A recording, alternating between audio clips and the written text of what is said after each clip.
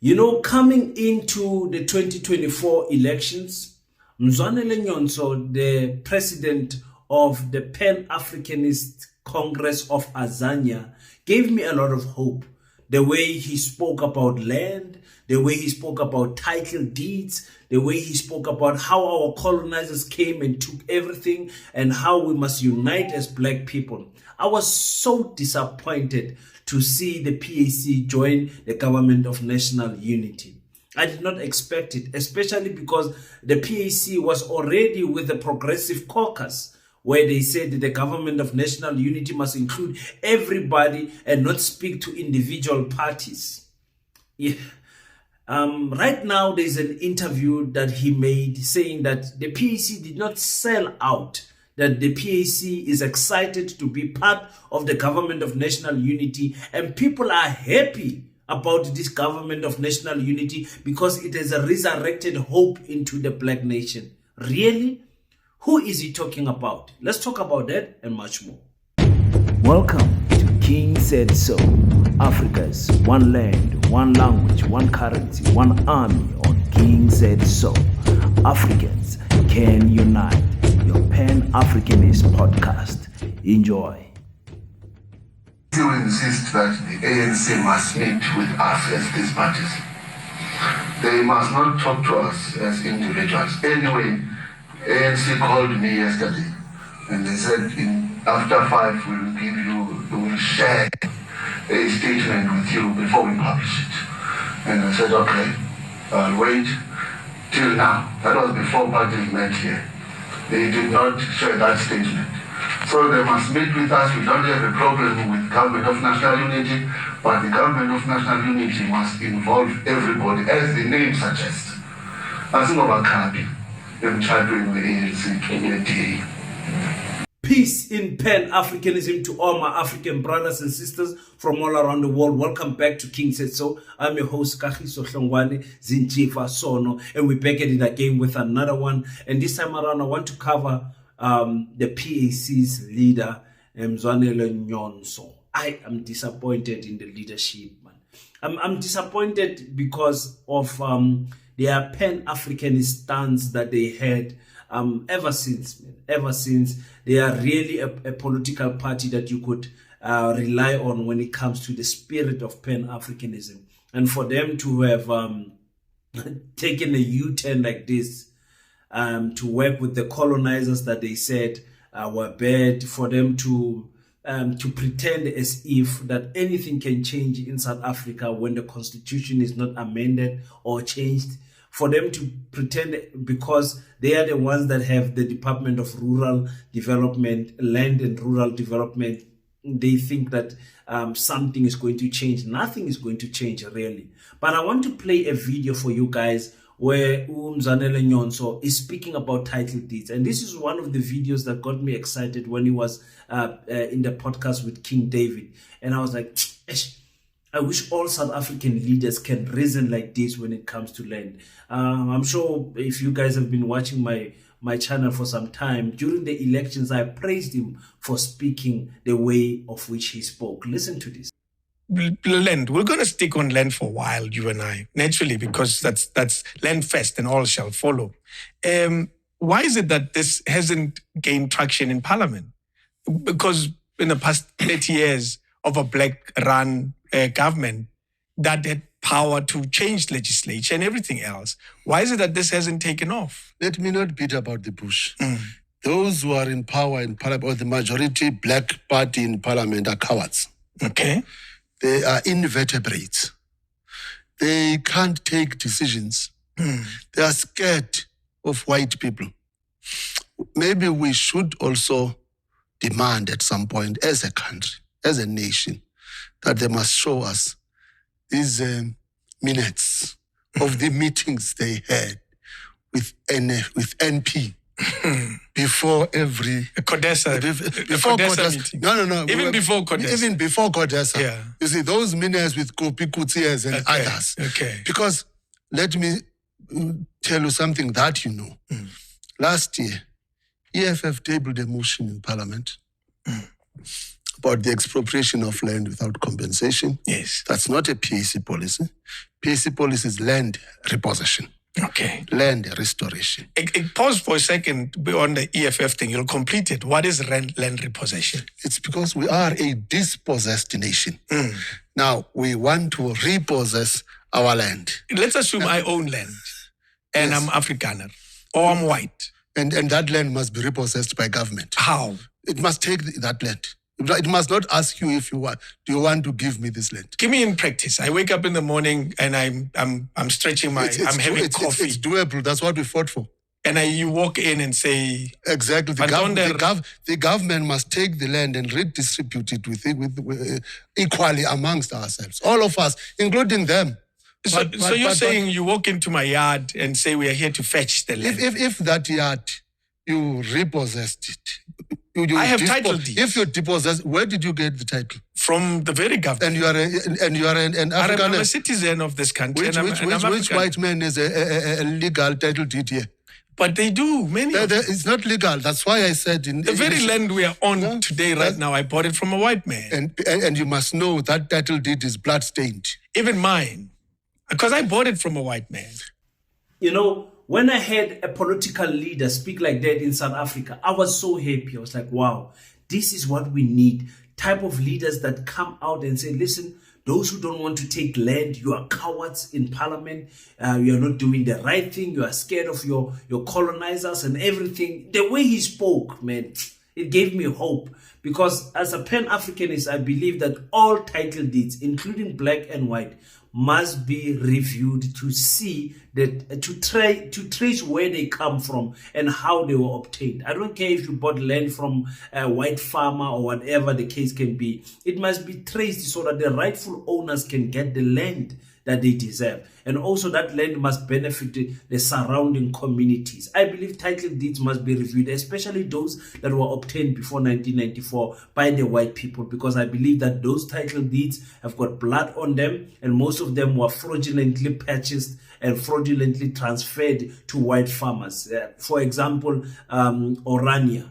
You know, Orania was fraudulently bought for 1 million from the Department of Water Affairs. I mean, what type of nonsense is that? How can a department sell such a big piece of land for 1 million at that time? So, you know, it's those type of things for me that bother me as a Pan-Africanist when I see leaders that one day they say this, the second day they say something else. Now, the PAC themselves, he said something on this interview I'm going to play you. He said they unanimously agreed to join the government of national unity. We know that's not true because the PAC was against the government of national unity in the beginning.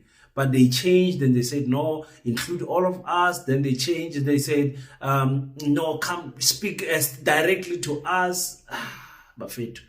And now he was being asked because people are saying the PAC sold out. Some former members, the Secretary General, their former Secretary General said the PAC sold out by joining the government of national unity. And Mzwanele Nyhontso was asked about this, and this is what he said. Sadly, Colin, we are not participating in the GNU because we are selling out. We are participating in the GNU because there was no outright winner. We are participating in the GNU because we were invited that we must come and we must form a government. Right. And if there is no GNU, people must come up with a solution. What else would have been there? But government had to be formed. The country had to move forward. Yes. And services had to be delivered to the people. So if there's no government, how is that going to happen? Now, as the Pan-Africanist Congress of Azania, we are proudly participating in the GNU. And as the Pan-Africanist Congress of Azania, I have been allocated the Ministry of Land Reform and Rural Development by the President. And we are happily participating. We are proud to be doing this thing. We are grateful to the President for allocating this position to PAC, which talks to what the PAC stands for. which talks to what the PAC represents. As things stand, I'm in the office in less than 2 months, and we are working hard to make sure that land is distributed to our people. We are making sure that title deeds are handed over to our people. We are making sure that rural development, rural areas must be developed. All right. So that we curb urbanization, we curb influx of our people to the so-called big cities. They must find job opportunities where they live, and that... To hear someone who's a Pan-Africanist speak like that, you know, we are so thankful to Cyril Ramaphosa for inviting us, for giving us this opportunity to be in the government of national unity. Really? Listen, my stance would have always been like this, even if it's the EFF that has joined the government of national unity or the MK. I believe that nothing can change until the constitution is changed. You can have the Department of Agricultural, Land Reform and Rural Development, but what is it that you're going to do in the department if the constitution is not changed? Yeah, you can, have some successes here and there, small successes that mean nothing. But in actual terms, or in the reality on the ground, is that it's business as usual for white people because their land is not going to be touched. Mzwanele Nyhontso is not going to come and say, listen, I took this farm from this particular white people. He will never even attempt or even think of that because of the position that they have reached now that is compromising them of this government of national unity. And I think it was strategic for the Cyril Ramaphosa camp to give the PAC this portfolio because now they're going to show people that, listen, even if you can give a Pan-Africanist the Department of Rural Development and Land Affairs, they will do nothing. That will be the story because who was better to get, besides the EFF and MK, of course, who better to take that department than a Pan-Africanist party like the PAC, one of the oldest parties that we have in South Africa. They're going to do nothing. And now we're saying, yeah, no, we are working hard. Opportunities must go to the poor, that old story that they sing, they must bring the factories to the villages. People must not move out of their...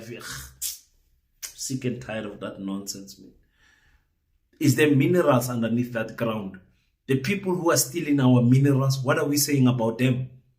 The people who are looting our country, getting billions of rands each and every year, what are we saying about those title deeds? What are we saying about the title deeds that were, lands and mines that were built on top of our ancestors' graves? What are we saying about those things? Mzwanele Nyhontso cannot say anything anymore about Pan-Africanism. He cannot. All he can do now is to show us his excitement about being on the job and telling us he's working at 11 at night. What are you doing working at 11 at night? What is it that you're discussing at 11 at night? That you could not discuss during the day? What is it that you are doing at 11 at night? Ngati we YouTuber manje like us. I'm shooting now. It's past 12 in the morning. What is it that you are discussing? Are you giving black people land back? Because let me tell you, on that department, all they can do is look at the backlog and try to buy people farms, willing buyer, willing seller type of a situation, and allocate government land to black people. They won't touch your colonizers. They won't say anything about your colonizers. But some of you, like I said, you are happy to hear things like that. And now the question is, how are we going to judge Mzwanele Nyhontso's performance after 5 years? This is a question that was asked on the internet, on the interview, to say, after you're done, how do you think we must judge you, and what is it that you will say will be your successes? Just tell us how to judge your progress in the next 5 years, because you're a Pan-Africanist party that has got this big portfolio. And this is what he said. Either performed or not performed, particularly as it relates to the historical question of land, which is almost tied to your party. No, you firstly, 5 years may be too far. You will judge me in the next, the next 100 days in office. We will call press conference. And we will be telling people through you that this is what, as this department, we have done. I'm very happy with the work we're doing with the officials, executive management of the department. We are working together. We've taken it upon ourselves to make sure that we deliver. Remember, the land question is the item of conflict. The land question is the reason why we joined the liberation struggle. And we must resolve that question. And I'm very happy with people I'm working with, from the deputy minister to the executive management of the department. 5 years would be too far. When the 100 days ends, we are going to call the press conference and we will tell, we've done a lot. People out there have got hope. In fact, we are meeting stakeholders and people every day. I leave office around 11 at night because people have got hope. And also, don't forget about individuals. People out there are excited with the GNU. People out there, when I went to one church and where I come from, I said, as PAC, we've decided to join the GNU. And the pastor said, can God delay the judgment day? Because PAC is part of government. People are very happy out there. People, in fact, we have got international friends. Everyone wants to talk to us, and everyone wants to model with what has happened in South Africa. Okay. And we need to say people are going to get services, people are going to smile, because a new hope has emerged for them in the name of government, of national unity. I don't know where these political parties, I heard Gayton McKenzie also speaking about the first 100 days. What are you going to do in 100 days? You're going to do in 100 days what the ANC could not do in 30 years. What is it that what is it that, and remember guys, the day-to-day job that the department is doing, it must not be highlighted as successes. We expect the department to be doing, helping farmers, allocating land that belongs to the states. Those are things that we expect. But what is it that you can do in 100 days? We're waiting for those 100 days, by the way, because now he has committed to them to say he will call a press and tell us what that day, I'm waiting for that day. He's too excited, this one, telling us what people are excited about the government of national unity. They've got international friends. International friends? Which international friends are you talking about? No, so for me, I don't see what can happen. Like I said, nothing can happen even in 5 years. Nothing can happen even in 10 years if we are not awake, if this constitution does not change. If our constitution does not change, forget. And as long as you've got sellouts there in the constitutional court, the what do you call them, the 11 judges, nothing is going to change. Those judges actually control everything that happens. They can overturn anything that Parliament can say. They can just return it and say that's not constitutional. Those judges in the constitutional court actually run our country as well and protect white monopoly capitalists. So you guys tell me on the comment section, what do you think Mzwanele Nyhontso is going to do? Is he going to have any progress in that Department of Agriculture, Land Reform, and in that department? What is it realistically he can do in 100 days? Can we stop this 100 days nonsense? 100 days? There's nothing you can do in 100 days, man. That's 3 months. There's nothing you can do in 100 days. I don't see how, I don't see what you can do in 100 days. It's the excitement of being a minister, like the DA ministers are doing. The excitement is becoming too much for them. They don't know what to say anymore. Hi, but what we know for sure is that we are building a school, the Pan-Africanist School of Economics, Technology and Agriculture, Peta. It's our school, it's our idea, it's our initiative, it's our institution to say, we are going to say we did something in our generation. We don't want to be a generation of TikTok and YouTube and whatever. We want to be a generation that rolls up their sleeves and work hard.